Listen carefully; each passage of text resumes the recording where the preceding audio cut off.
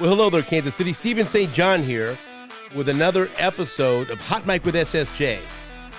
And we are sponsored by no one. Why? I don't know.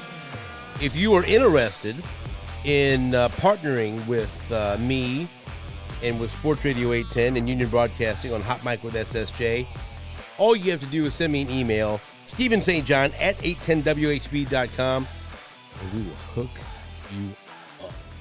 All right? Today, my guest is Todd Leabo. This will not be a lengthy episode. Like last episode was like 90 fucking minutes. It was too long. This episode will be under 30 minutes. This is a quickie. This is what they call it. An afternoon delight. Todd, we covered the Chiefs' loss to the Buffalo Bills out at Arrowhead Stadium this past Sunday. Mm-hmm.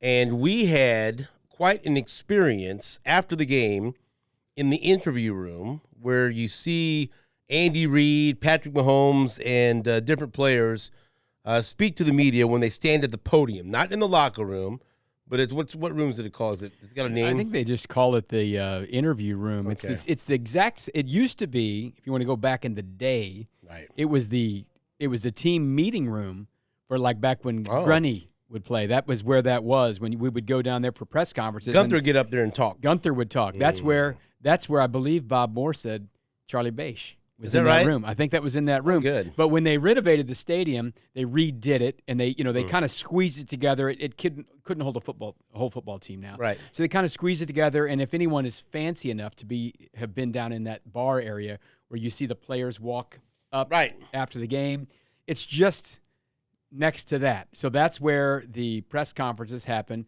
after the game. And the only other time I've been in there, they do some week of press conferences during the postseason. Okay. Because that's where the league comes in and they take it over and they say, this little box they put you guys in is too small. Right. Let's go to the stadium, and they have to drive the players up there. And that's where your back went out several years ago, up there during the playoff week.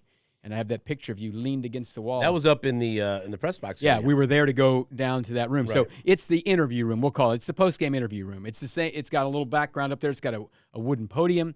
And when you go in there after the game, it is interesting when Coach and Patrick are there.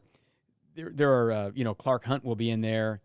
Gracie Hunt, members of the Hunt family will sit near the back. They sit and they watch the thing happen, and it's weird. And then when those guys are done, they leave. They don't watch the other people, but whatever. I don't know. It's just a weird thing in there. The cameras are all in the back. The rule is, Coach is heading to the podium. If the door closes, you ain't in there. So you stayed in the locker room, and I hustled my little butt up into the podium to hear Andy Reid say that it was an embarrassment. Right. So let's give people a little peek behind the curtain. So you show up at Arrowhead, you go through security, and you go up to the press box area to cover the game. What's the first thing you do? Get a hot meal. Right. Oh, get food, sure. So we set up. Beef tips. And we have good seats. You were late. I waited for you to eat last time. I called you. I said, are you getting here? And then I had to wait for you because you talked to some fucking guy for 20 minutes. I talked to this man, Brian Neal from Sports USA. For how long? He's lining my pockets. But how long did you talk to him? 5 minutes. We talked about an Italian vacation. I walked through there, saw you, got my food in the buffet, came back to my seat, went to the bathroom, washed my hands, came back to my seat, got a plate of fresh fruit, came back to my seat. You were still talking to this fucking guy. Hey, here's the deal. And I started eating some beef tips. How about this? You made me wait. I'll make you wait. But I didn't. So we had sirloin tips and rice with green beans and delicious fresh fruit. No one bothered us. We just sat there. It was very good. We sat and ate. So you eat. We had a Sunday meal, family meal. And then you watch the game. At halftime, they served chicken tenders and hot dogs. I had another plate of ice-cold fruit. It was delicious. You also infused your tea with a berry. And so we're watching the game, disappointing game. Chiefs lose to the Bills. Remember that time Travis Kelce threw the ball back to Kadarius Toney? Didn't count. Oh. And so then what you do is after that, you get in the elevator and go down to the bottom floor into the bowels of Arrowhead. And as Todd mentioned, there's that interview room. And you go in there and you have equipment set up. That's where all the cameras are and all the people are to record the podium interviews, which is always Andy Reid, Patrick Mahomes, and then whatever 1, 2, or 3 players have an impact in that game that people want to talk to. So when you are selected to go to the podium, like say this week it was Rashee Rice. Yeah, right. It was Chris Andy Jones. Reid, Patrick Mahomes, Chris Jones, Rashee Rice. When you go into the locker room, you can't talk to the guys that are going to the podium. Okay, you can't try to get one-on-one interviews or group interviews. You have to wait for them to go to the podium. So Scrums. then what we do is right across from that locker room club. What the fuck's it called? What is it? I think it's called it's not called the Field Club, Arrowhead Club. How do you maybe? get I in don't there, know. by the way? I think it's probably people. It's an additional ticket. They don't sit there during the game. I think they're like maybe up in club level. How much does that cost? I don't know. It's a cool thing though. You ever done that? Because you see the players the walk on players and off the field. walk off the field and they high five people. You've probably seen it. You've streamed it live before Sure. on Facebook and stuff. And there's beers in there, and there's all the other games are on. I remember last year it was wild. We were all waiting in line to go into the Chiefs locker room while that crazy Bills Vikings game was happening. Mm-hmm. Remember the one where like they fumbled the ball to Justin 1 yard Jefferson, line. All that shit happened. So the Chiefs game was over, and everyone is in line watching this. Chiefs players were coming out. They'd already showered. They're like, what the fuck's happening in this game? I remember Patrick walking by. They fumbled the ball. It was crazy. So I mean, it's a lot of energy right there because there's fans. Right. There's players, there's family, and there's media all right in that little bowl. So you have to line up as a member of the media if you want to go in the locker room. Like you're going to the bathroom or like elementary school. But like this line was really long because there was a lengthy wait to get in. There's a cooling off period of around 15 minutes or so after the players coming off the field, and they go in there, shower, whatever, get treatment, and then they open the locker room. Okay, and so we were in line with about 30, 35, 40 media members. You have to have your credential and everything else. Check your pass. Check your pass, and you go, and then you're in the locker room. And all the players are getting dressed or coming out of the shower or coming back from treatment, and it's a free-for-all. You go up, and you just try to get interviews with different players. Like certain players will always talk. Like Justin Reid will always talk. Willie Gay Jr. will usually talk. Mike Dana will always talk. There's certain players, if you want, like Trey Smith usually makes himself available. There's certain guys you can rely on. Well, Justin Reid's number one. He'll always talk, right? And then depending on the kind of game that just was played, if the Chiefs win and everyone's in a good mood, more guys talk. Yeah. With what happened against Buffalo, not very fucking many people are going to talk. Couldn't find any wide receivers. You got plenty of work done in there. Yes, I did get a lot of good interviews. The defense, man, Willie Gay, Justin Reid, Trent McDuffie was really good. Jet McKinnon did talk. Wanye Morris. For a loss, I got way more than I thought I would. Had a chance to ask every one of those players what the reaction was to Mahomes' blow up and everything else. And so that provides us content not only for clips, but we can play the whole interview. I send those interviews to Todd and to Jake and Josh Briscoe and Dylan Michaels, and then they play. And I sat and listened in the car. They played all those interviews on the postgame show. Then we play them the next day. We have those available. So while that's happening, the second they say, Coach is ready, if you want to go ask Coach questions, you have to leave. You can't do both. That's why it's a two-man job.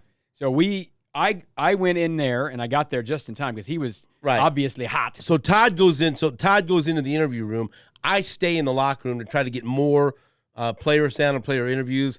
Todd goes in to the interview room so he could be there not only to hear what Andy Reid, Patrick Mahomes, and those players had to say, but also to ask questions that he wants to ask of those players.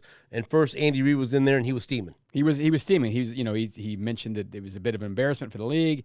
He no questioned me and another guy, or next questioned us. Just what was the question you asked? I'll tell you. I just asked him. I asked him if that was a freelance play by Travis. People wanted to know, about the play after the penalty. And I'm paraphrasing. He said, "Can't believe you're asking that right now. Next question." That's it. And then another guy. And he wanted to say what he wanted to say was, "Look here, motherfucker. We lost his game. You're fucking asking that for next fucking question again from you." Yeah. And then another guy asked Mr. a question Gotcha. just about the challenges they used. And the next question that he was just mad. Okay. Don't you wish he was though mad he would say what he wants to say? to me? Yeah, it'd be Or great. no, just to anyone. Just to to anyone, say yeah. he's always so guarded and really say what he wants to The say. weird part is like I got like 3 texts from people right after that happened, and they're like, "What was wrong with that question?" I said, "I don't know, man. He's in a mood. I'll give him a pass." He was going to He's say in a mood. next question. And or I whatever. knew Patrick was pissed because Patrick yeah? generally, when you go in the locker room, is still checking his phone, not dressed, ready to go. He's in a towel, whatever. He was in his clothes, ready to fucking when we roll. got in that room, he had his fucking fit on, Yeah. his backpack. He was the shower, like the George Costanza. The shower didn't take. He was had mad as showered, fuck. He was still sweating. He was just fucking. I'm getting the fuck out of here. Yeah. So, but he can't go first. So he told Brad G, "I'm ready," and Brad's like, "Coach ain't gone yet." Yeah. So Patrick left, and he went. He was somewhere waiting for Coach to go. So I had texted the guys. I said, "It's going to be Coach, and Patrick is going to be right after." There was no time. So a lot of times after Coach, I'll know Patrick's not even close to coming out. I'll try to go back in the locker room, whatever. I was like, I ain't going back in there. And then Patrick, said what he said after the game. And then you don't know how long it's going to be. And Rice was pretty quick afterwards. And then Chris Jones took a long time. Of course. But and that's when I tried to go back in there, but they said it was closed. It hasn't fucking closed. So I'm in the locker room gathering interviews while Leabo is in the interview room. And so then the locker room, like in that cooling off period, while they're making us wait out there for 15 minutes or so, players can hurry up and get ready. Escape. And there's a back exit, and they can just get the fuck out. And they don't ever have to see the media. A couple of the guys have to go through. They will be on the Chiefs' official post-game social media feed thing with Mitch. So, like, they'll tell someone, hey, listen, you got to go out there and do that. So a couple guys will go through there, and they do that right in front of those fans, too, so it's kind of a fun thing. But everyone else, they go out the other door. Right. They're up that tunnel that you see the players walking down before the game, and they're in their cars, and they're gone. We were waiting. One of the guys we're waiting for is, obviously, we always wait for Kelsey. And Killer Trav, love him, takes for fucking ever to get dressed. Painstakingly slow. What was the 1 2 weeks? Was that the Eagles game? So yeah, after the Eagles, so he unless they put him at the podium this year, he ain't fucking talking. He did talk briefly 20 seconds after the Eagles game. Remember he had the big fumble in the Eagles game. Yeah. He was fucking mad, and he was kind of next question, no, yes, whatever else. See y'all. 30 some seconds gone. So this week he's got his sweatpants on, he's getting everything on, putting the earrings in, the jewelry, forever. And we're all fucking gathered around him, like ready just to fucking attack. And it's weird because there's duffel bags of shoulder pads and towels laying around and helmets. Wild dogs ready to pounce on meat. And this is the one thing that's good about being short here. I can kind of get up and under, and get my hand in there with my phone and my extended microphone and get into a scrum because it ain't fucking easy. If you've got a big-ass camera and microphone to lug around, it's hard for you to, and so it's just all about positioning. And, like, people are pretty cool. Like, sometimes I'll hold the microphone for somebody. They can't get too close. Like, when we were talking to Willie Gay Jr., my man Dennis Evans grabbed my phone because he was up there first and held it up for me. So you try to help out someone when you can because hopefully they'll help you out if they can. So, and everyone's usually pretty cool in the locker room. And so finally – everyone's tired of waiting because then he's putting on some lotion. You gotta get your cream getting himself right. And someone said, hey, Trav, can we get 30 seconds and with you? And he goes, didn't even turn around. He goes, nope. He turned around and he goes, but y'all have a nice night. I said, okay, bye-bye. And so now it's because, but what sucks is you're locked in there and you're frozen because what you don't want to miss is Travis Kelce talking. Yeah. And so I was like, because he just made a crazy play that didn't count. Right, but it's Travis Kelce. I mean, that's not the time to ask about it. But then there's Mike Dana over there, and I'm like, fuck, I could get Mike Dana by myself for 4 minutes, and he's usually pretty good. And the reason I wanted to talk to Mike Dana because he was sitting next to Chris Jones when Chris Jones had his blow up with the defensive line coach, Joe Cullen. So I wanted to say, hey, man, what were you seeing there? What's going on? He wouldn't have said anything, but he would have been pretty honest. Like, hey, it's just emotional. But you can't do that because sure as shit, as soon as I would go over to Mike Dana, then Kelce would start talking, and I'd be fucking out, and I couldn't get in there. And then Leabo go, why the fuck didn't you get Kelce? I said, get off my fucking back. I'm doing the best I can. You're coming at me like this because I'm Mexican? I work doubly hard as everyone fucking else around here. Don't criticize me. So you show up late, you make me wait for my fucking meal, and then ba. We ended up having a good meal. So anyway, Kelce said no. So then they probably kicked you all out of there. No, then I still got Jet McKinnon. Yeah, because Jet took a long fucking time, and Jet had a very interesting leather suit on. Yeah, which was somewhat reminiscent of Eddie Murphy. Yeah, he was delirious or raw. Yeah, right. But it was I'm thinking, man, that's a fucking hot ass suit. But anyway, that's fine. But then he went out, and I saw him talking to like the Chiefs official feed. So he must have been a guy who said, hey, listen, you got to do all this shit. Yeah, today. And so Jet did talk. He was one of the only two offensive guys that spoke that I saw was Jet and Wanye Morris. And so we got Jet, and then that was it. And so they Kadarius usually Toney nowhere to be found. What's that? Kadarius Toney nowhere to be Fuck found. no. MVS was there for a while. MVS didn't want to talk. Someone walked up to MVS and he said no. PJ walked up to him. PJ Green, my man. And I didn't see fucking Sky Moore anywhere. Much like the game. I didn't see him anywhere.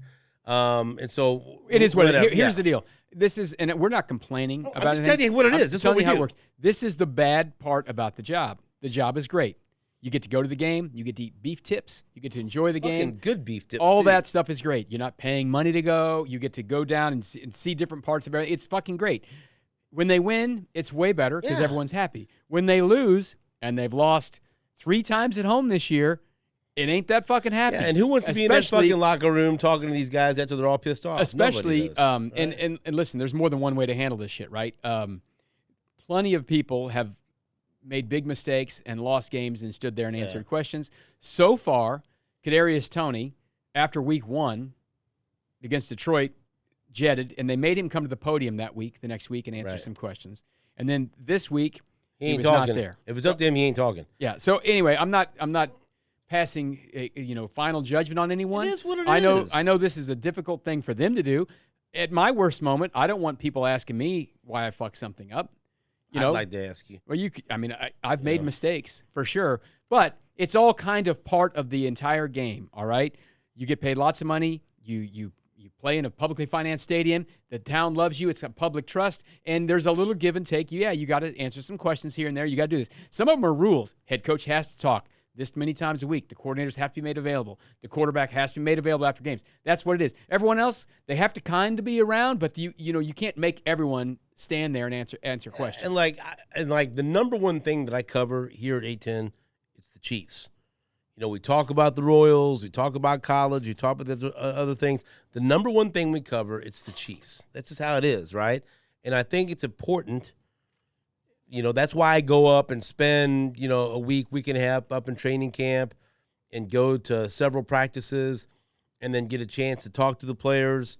And that's why I'm glad this year I'm able to go to games and do stuff and in past years go during the week and get in the locker room because I think it's important to build some type of relationship with these players and to be able to talk to them. So then when you're looking for someone to talk to and get some quotes from after the game, they at least know you a little bit, or at least they trust you, that you're not out to fuck them, or it's not a gotcha moment. And I have a pretty good rapport with several players in there, so it helps me do my job. And on Monday morning, for a lot of people, then that's especially if it's a night game or a 3:25 game or a Sunday night game. Maybe sometimes the first thing they listen to is the morning show and to hear what fucking happened. Yeah, what happened and some of the player interviews. So I think it's important. I like doing it. I like hanging out with you and watching the game. But the hard part is fucking losing sucks. Right. The losing part sucks. Nobody fucking likes that. Listen, I've been in the losing locker room during the regular season, or postseason is even fucking worse. When it's over, that sucks. The only it's not thing fun. that I don't fucking like about going out there is driving in and then having to wait and leave. But it's not that bad because driving in, we know we don't fucking say it. We don't share this. We have media parking at an undisclosed location. We can get in there pretty good. We kind of know the window when the best time to go in. I'll tell you this: it's not right next to the stadium. Okay, No, there's nothing special about it. It's a good walk. Yeah. And then there's then we leaving. walked by our friends who had the beer bong.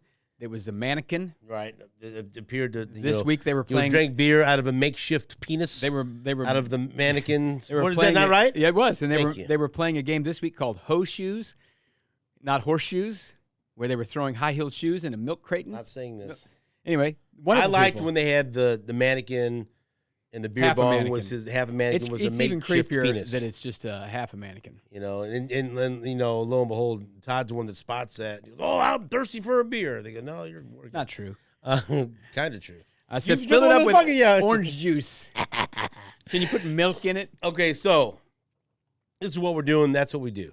So then when I was done talking to Jet McKinnon or with a bunch of other members of the media, that's when Brad G says, "All right, guys, that's it. Locker room closed." So then we leave.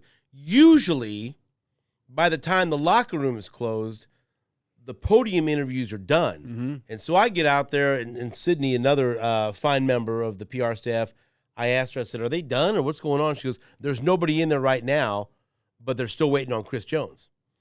So okay, so then now hey, that's the best of both worlds. I was in do the it locker all. room, and then I get a podium interview. So I get in there, sit It next was to you interesting. where my There bag weren't, is. I mean, most of the star guys had not even come back in. There was It was pretty light. There in wasn't there, that many people in there for Chris Jones. Matt was in there. Matt Derrick was in there. and PJ Green and Steve Walls, me and all you, the camera people. and so we're waiting for Chris Jones. Here comes Chris Jones. And he's talking about the loss, and somebody had one of the main thing you got to ask him is about the shouting back and forth between him and defensive line coach Joe Cullen, which led Joe Cullen to take his Microsoft Surface and fucking throw it to the ground. I'd like to know if that Surface was still working afterwards. And who picks that up? I think that's a fucking good commercial. Is that what a defensive quality analyst does? He picks that up. And if you're a Microsoft fucking ad person, hey, let's find out that thing's still working. And that's Make a commercial. You know what? The defensive line coach gets pissed off. He throws the Surface down, and it's still working. That'd be great. Anyway, sales pitch. Those are the things I think about. So Chris Jones was asked that. Oh, fuck, there's my question. So I'm thinking about there's other things I'm going to ask him, right? And as I'm thinking about this, I get my phone out because I like to at least record some of it. And, if I'm going to ask a question, record it, and then I can post the video. It's content. At 8:10, right? So I've already got my phone out and it's recording. And I believe we're playing this live on the postgame show. And fucking something happens, some loud noise, and I hear a woman gasp above us. I mean, it might have been Mackenzie Nelson was in there. Yeah, but Mick Schaefer says it wasn't her. I don't know who gasped.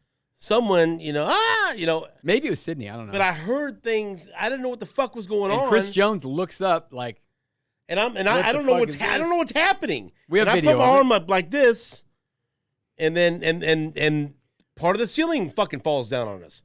And so we can play this video now, and here it is. And then both sides.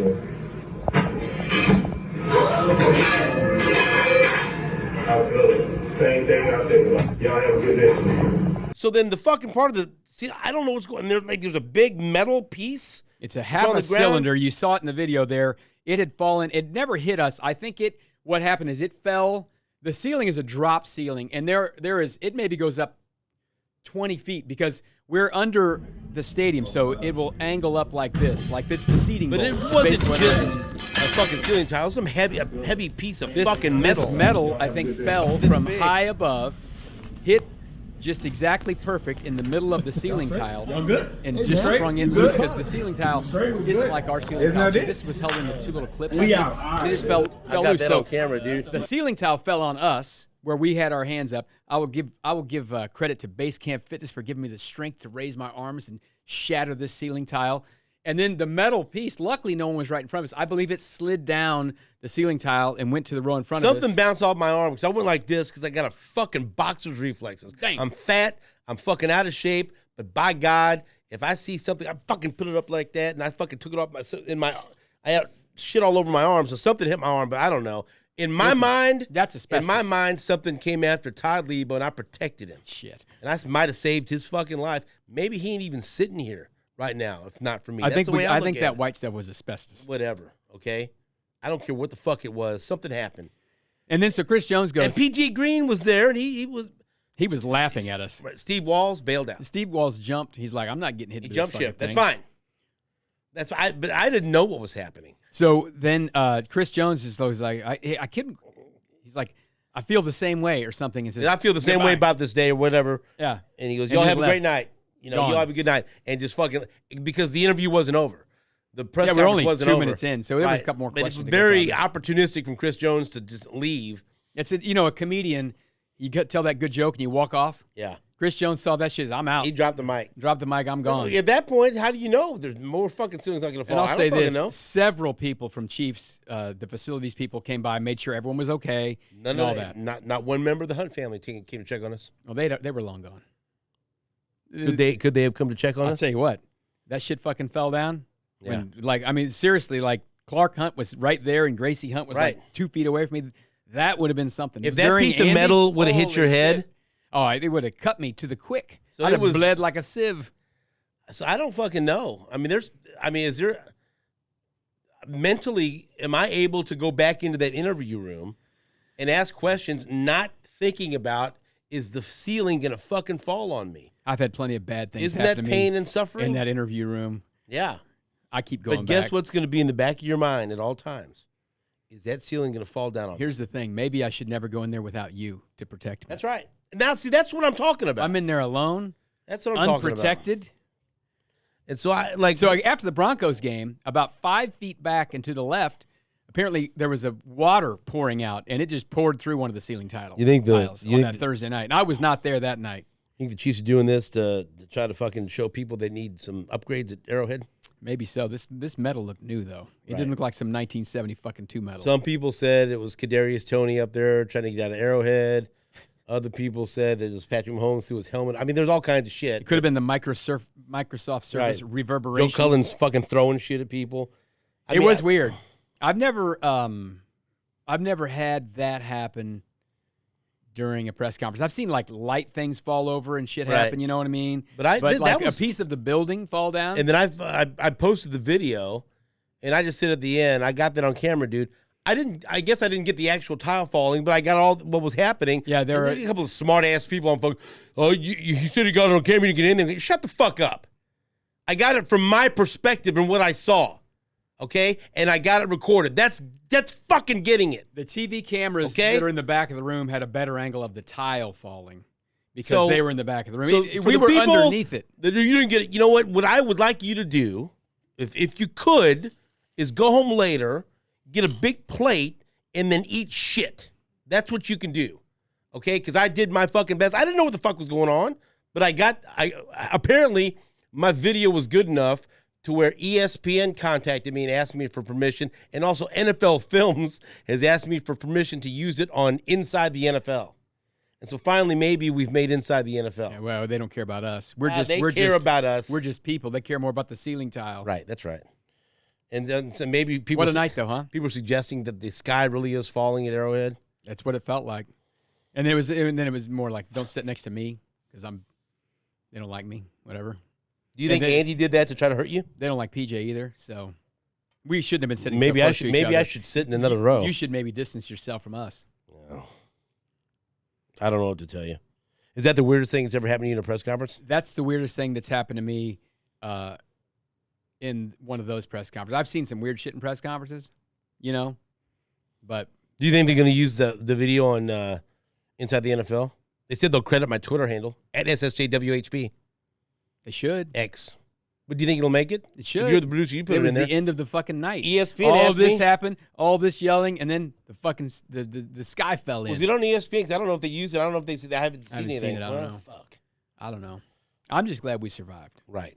Well, you owe me. You owe me. And by the way, I think if you check the video, you just keep doing this. Your camera was in your right hand. I don't know. It's the left hand, right hand. Your story's not adding That's how up. quick my fucking hands Your are, story's dude. not adding up now. That's how quick my. Did you see- might have been cowering a little bit. Maybe I saved you. Did Ass leave seat? No. Steve Walls he fucking was dove jumped. out of the fucking way. Ass never left seat. Your ass never left the seat. He's a little more athletic than both of us as well. Says you.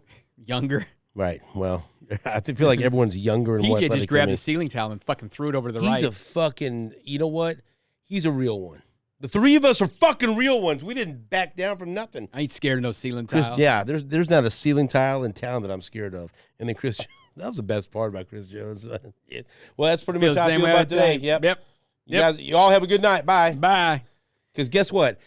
Most players that come in there are looking for a way to get the fuck out of that interview, Just drop it every time. especially after a game. They don't want to fucking talk about after it. the losses, yeah. That's the bad part. So See if the now, Chiefs win now. Maybe the Chiefs will get hot now. so now the next two home games are on holidays. Well, New Year's Eve, and then Christmas Day, Grimace. and then they're still going to have a home playoff Yeah, game. they should. or two, Or they could have. Who knows? They could have. Have it the all. one seed still. Like, who They knows? could do all that. They could have a Anything could bye. They happen. could do whatever. Yeah. It's all on the table. But the point is, whatever happens, we'll be there. You and there better be want a fucking him ceiling. on that wall. I don't think you want me You there. need him on that wall. For Todd Leabo, my name is Stephen St. John. That's a short and sweet but very informative episode of Hot Mic with SSJ. Until next episode, the microphone is off.